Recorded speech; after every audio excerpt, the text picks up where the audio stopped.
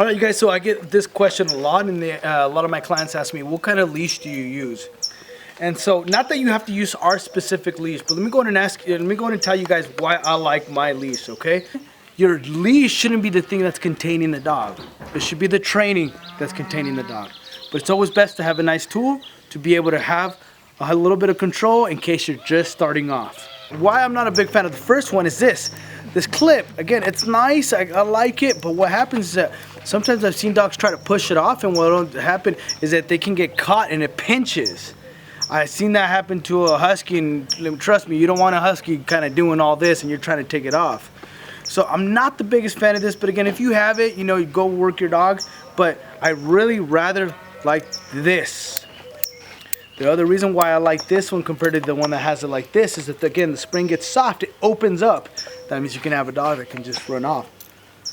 This one, the only downside of these kind of collars is if you ever like dragging and it gets a little bit of dirt, it gets stuck right here under the crevice. So sometimes I'll just go ahead and push it and then it opens up. But again, usually any collar or any leash that kind of starts getting softer, you don't want to keep anymore, okay? But I like this a lot because, again, if the leash is connected to this or the collar is connected to this, if this kind of snaps off, you still got a little bit of where it's still caught onto here.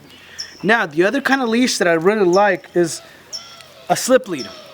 I'm a big fan of the slip leads. I'm just going to go ahead and just put this on the bottom right now. Why I'm a big fan of slip lead is this, that it goes on the dog's neck, and what it does is the dog tries to pull off, it just tightens.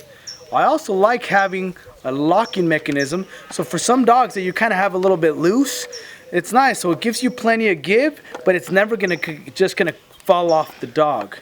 I like slip leads because it's good to use like when you're quickly gotta get a dog out. You kind of just put it on, you just make it nice and tight. There we go. Boom, and you can go ahead and take the dog out. It doesn't have to be nice and thick, but sometimes I like, especially when I got a big, difficult dog, I like having that nice little thickness so I can just have a nice grip. All right, you guys. This is our personal leash, and I really like it because it's got plenty of stitching, so it's not going to really just come off.